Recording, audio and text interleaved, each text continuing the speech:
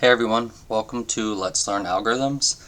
This is the first video in the series, and basically we're going to be covering bubble sort. If you haven't already, I'd suggest you check out some of the blog posts and basically just get a feel for what to expect here. But as a broad overview, I'm going to go over the bubble sort algorithm, and then we are going to have another video where we're going to jump into basically learning how to actually implement the algorithm. I'm going to be using Go, but I'm going to be trying to write in code that's simple enough and clear enough, not using anything special about Go, so that you could translate it to another language pretty easily. And if you have any questions, feel free to reach out, email me. And if you like the series, please sign up for my mailing list on my blog. I will send out emails and notifications whenever I release new videos in this series, but I'll also send you some free stuff like a couple chapters from my book Web Development with Go. And I'll just let you know whenever new stuff like this is coming out. Alright, getting started with bubble sorts. So I don't have a 0 and a 1 card, so the numbers in this are going to be a little bit different than they are in the blog post. But what we're going to be doing is we're going to be taking these cards here, and we're going to be trying to sort them using the bubble sort algorithm. So in general, bubble sort isn't something you're going to code. A lot of people have asked this on Reddit, and bubble sort is not something you tend to code very often. Instead, I like it because it's a very good algorithm for starting out learning algorithms, and I think it's that way because it's simple enough that you can see how it works conceptually, and then you can jump into actually coding, writing it down into code and translating it pretty easily on your own. Whereas when we get to the more complex algorithms, some of the parts of the algorithm that you'll understand conceptually are not as easy to code, because they don't translate directly into code.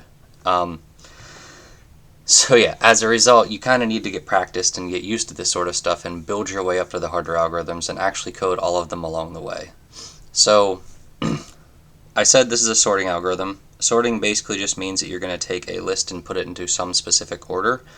For the purpose of these exercises, we're going to take this list of numbers and we're going to try to put them in non-decreasing order. So non-decreasing in this case is the same as increasing because all these cards are different, but where non-decreasing actually matters, and the reason you'll see it occasionally in different things, is if you had two 6s in a row, technically they're not increasing, but they are non-decreasing.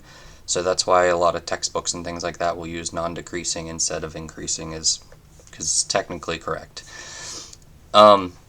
And as I said, you can use this to sort anything. These are numbers on cards, but we could technically sort by suit and then by value on the card, or we could sort strings by or somebody's name by last name and then first name. So you can sort pretty much anything. The biggest difference is that you need to have some sort of function that compares the two, or some way to compare them. It doesn't have to be a function, but you could have some way of comparing them. Numbers are easy because everybody knows how to compare numbers. So bubble sort is, at a broad overview, it is one of the most basic sorting algorithms. It is not the most efficient in the general use case.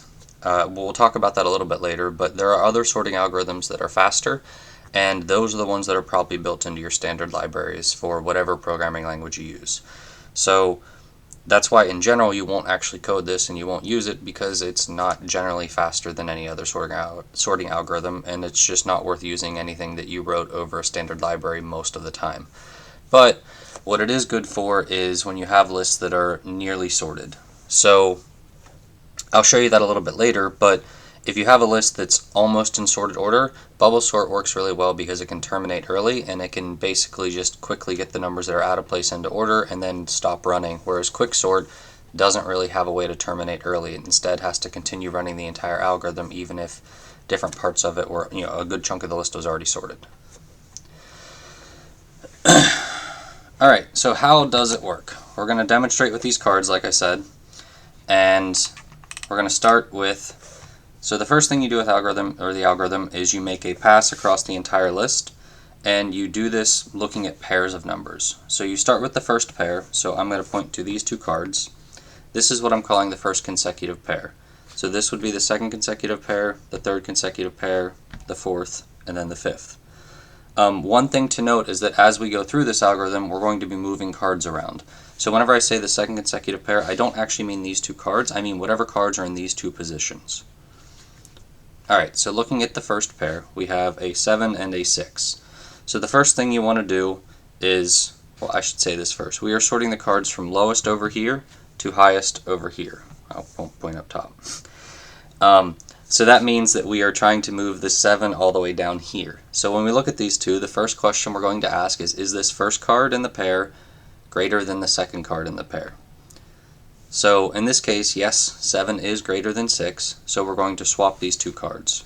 So we would swap them like this. If the first card was not greater, so say we compared them now, 6 is not greater than 7, so instead of swapping we would just do nothing. Alright, so after we've done that, we move on to the next pair, and we ask, is 7 greater than 4? So once again, 7 is greater than 4, so we swap these two cards.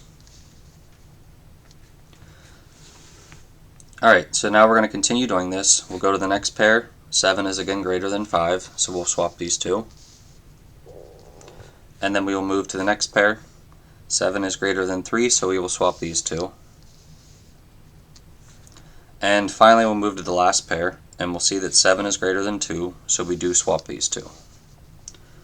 So now we've made this one pass across the entire list. And it's worth taking a second to look at this and look and see what looks different about the list, or what unique stands out about it.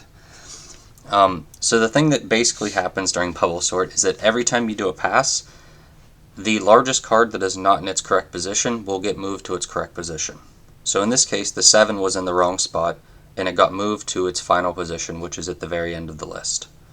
So the next time we go through this, the 6 should get moved to its correct position right here. And then the third time we go through it, the 5 should be guaranteed to get there.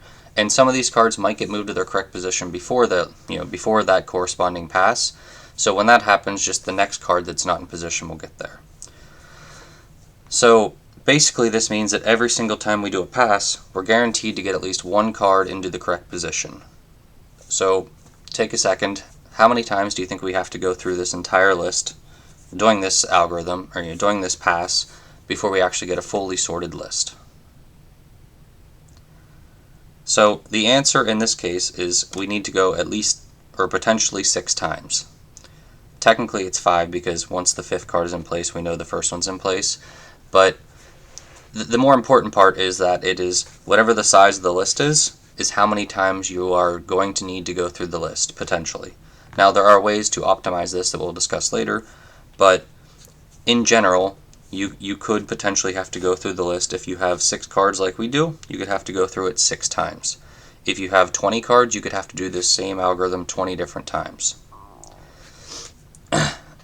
So now we're going to go ahead, and I'm going to go ahead and show you what the second pass looks like. But before I do that, take a second, get some paper out, jot down these cards, or the numbers, and try to do the second pass on your own on paper. Just move the numbers around as you will, just make a new row for every time you've updated the cards. So go ahead and pause now and do it, and then whenever you're ready, come back, hit play, and I'm going to walk through moving the second pass through. Okay, so going through our second pass, we look at the first 2 cards again, and we ask, is the first card greater than the second card? In this case it is, so we swap the 2. So then we go to our second pair, do the same thing, and we're going to continue doing this until we get to the end of the list. So we look at these last 2 cards, and in this case 6 is not greater than 7, so we don't do anything. So now we go back to the start, and we're going to do our third pass.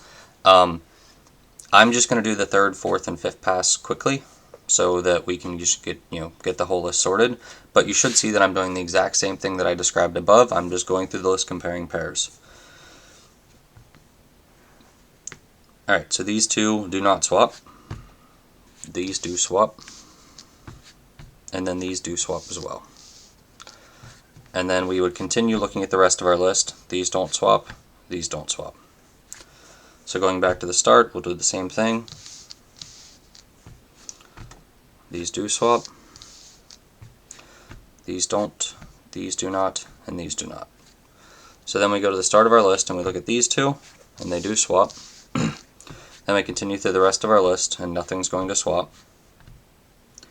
So now we go back to the start of our list again. So technically this is I think the 5th pass.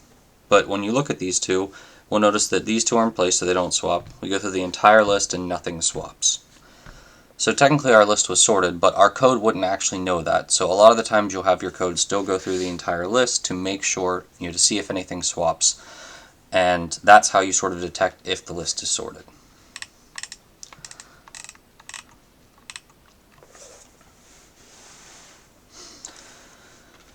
Okay, so the next thing I want to talk about is the complexity of this algorithm. So in order to do that, we're still going to look at these same cards. We're going to talk about the complexity, and then we're going to talk about some optimizations. So the first thing we're going to say is, every time we compare pairs of cards, the number of pairs that we have to look at is the same every single time. So there are 6 cards in this list. That means that we look at 1, 2, 3, 4, 5 different pairs every time. So this can more generally be written as however many cards are in the list, let's say that number is n, we'll look at n minus 1 pairs of cards every single time. So on top of that, I told you before that whenever we have n cards, or 6 in this case, we have to go through and repeat that whole step another n, or at least n times. So in that case, we have n operations happening n times. So we basically get into this n squared algorithm.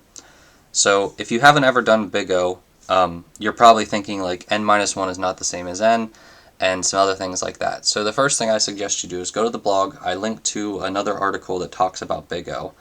And Big O is not, it's not something that's supposed to get the exact runtime of an algorithm. Instead, it's supposed to get a general idea of how the runtime of an algorithm will grow as the input size changes. So for that case, n times n minus 1 or n squared are roughly the same in the sense that as our list size grows, the amount of operations we'll have to do to solve it grows, exponentially compared to the size of the list. So that's the bigger thing we're looking at, is as this list gets bigger, how much slower is our code going to be? And that's really useful because it allows us to sort of get a feel for what the upper bounds of what we can put into our code is. For example, something n squared, we might decide it needs to run within 1 second, and our computer can do at most 1 million operations in a second. Now, most computers do way more than 1 million operations in a second, but let's just say that that was what your current hardware could handle. At that point, you could look at your algorithm and you could decide, if we need to put in a list of 10,000, or maybe we need to put in a list of 100,000. An n squared algorithm isn't going to work if we need it to run in a second and we can only do 1 million operations in that second. So that's generally why you look at the Big O stuff, is you're just trying to get a broad level overview of if this is going to be something that will happen. And it's also useful to figure out, is this something that can even run in my lifetime? So sometimes people write algorithms that solve a problem, and the issue you'll run into is that, yes, they technically solve the problem, but if you enter in the data set that you need to work with, it will take the computer 20 years to actually finish running. And 20 years is way too long to wait for a lot of this data, so realistically they have a solution, but it's not practically useful. So Big O helps us sort of get a rough idea of what algorithms are practically useful and which ones are not. Alright, so going back to this, I want to talk about some of the optimizations that we can make, and there are 2 of them. These aren't like major, generally speaking, they're not major optimizations in the sense that they don't guarantee that we're going to shave runtime. Well, the first one will mostly guarantee we'll cut it in about half, but the second one doesn't actually change the Big O complexity, but what it does do is it allows us to say that if we have a mostly sorted list or if we have a sorted list, it's going to be a much faster algorithm in those cases, and that's why bubble sort will occasionally be used whenever you have a list that is mostly sorted. The second optimization can make that much more plausible. So the first optimization is that when we are looking at these numbers, let's just say we move these out of order and just mix them up. When you're looking at these numbers, whenever we do these swaps and we go through the whole list, after the first pass, we would end up moving 7 here, and then 7 here, 7 here, because we're comparing it with every single pair. After we go through this first pass, the one thing I noted was that the final card is in its correct position. So you saw that whenever I did other passes comparing cards, whenever I got to the 7, I would still compare it. So the truth is, once we know the 7's in the correct position, we don't have to actually compare with it anymore. And likewise, after we go through a second pass, we would compare these cards, and we would move the 6 here. at that point we don't need to look at the 6 anymore either, because we know the 6 is in the correct position. So more generally speaking, every time you do a pass, at least one card at the end is no longer needed to be looked at. So the first pass, after that one, you don't have to look at this card. After the second pass, you don't have to look at this card. After the third pass, you won't have to look at this card. And as one of the people on Reddit actually mentioned, you can make this more general in the sense that technically it's wherever your last swap was is the last card you have to look at. So for example, if we run through a third time, we would compare these two, we wouldn't swap. We would compare these two, we would swap. And then we would compare these two and we wouldn't swap. So at this point, our last swap was right here. So we know that we don't really have to look at any cards back here because we know that we didn't swap anything back there. So the reason this ends up cutting your runtime in half is because as you go through this pass, you take away 1 the first time, you take away 2 the second time, 3 the third time, 4 the fourth time, 5 the fifth time, and then the 6th time you just have the 1 card to look at. So basically, it would be like taking all the numbers 1 through 6 and adding them together instead of adding 6 together 6 times. And then you're going to end up getting basically half of whatever you would have gotten before. So the second optimization is, like I said, I'm just going to swap 2 of these cards to show you. If you have a nearly sorted list, you want some way to early terminate this algorithm.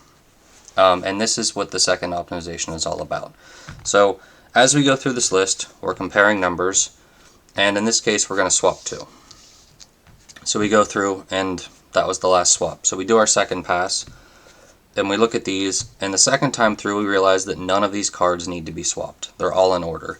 So at this point, instead of running through our algorithms, this sweeping pass where we look at every different pair, we don't need to do that anymore because we didn't actually swap any cards. When we don't swap cards, it means that nothing was out of place, and that also means that everything is in the correct position. So our list is already sorted. So you can see if only 2 numbers are out of place, we only have to look at the list twice. We go through it once, move these 2, we go through it a second time, verify it's sorted, and then we're done. So in those cases, this actually becomes a rather efficient sorting algorithm because we already have a sorted list pretty early and we can just go ahead and return it. So coming up next, I'm going to walk you through actually coding. Sorry, give me 1 second. I'm going to walk you through coding this algorithm using Go, and I'm going to try to walk you through each step by step, and we're first going to code the algorithm without any optimizations. It's just going to be the easiest version of it possible. And then after that, we're going to start adding these optimizations in slowly, and you'll get to see that they're not really that hard to add, but I don't want to put them there at first because I don't want more things to confuse you as you're doing it. And when you're learning algorithms, you shouldn't focus on the optimizations up front. You should just get it working first. And once it's working, then you can add the optimizations and see how they affect your code. So along with doing that, I'd like to encourage you to check out my other posts in this series. There aren't currently any right this second, but there will be here next week, more than likely, because I plan on trying to release 1 a week. On top of that, I'd love it if you could check out some of my other material. I'm writing a book called Web Development with Go, and it teaches you how to use Go, the programming language, to build web applications. And it's supposed to be something very similar to Rails tutorial, where it walks you through actually building a real web application. So it's not a to-do app or anything like that. You'll actually build a photo gallery application, and you'll learn how to do everything from scratch. So all you have to do is jump into it and get started, and it doesn't expect a whole lot of programming background. You basically just need to be able to write or to install Go and then compile a program. And if you don't know how to do that, I'll even help you get started with that. And lastly, if you want to hear more about whenever I release articles like this, please sign up for my mailing list on the blog.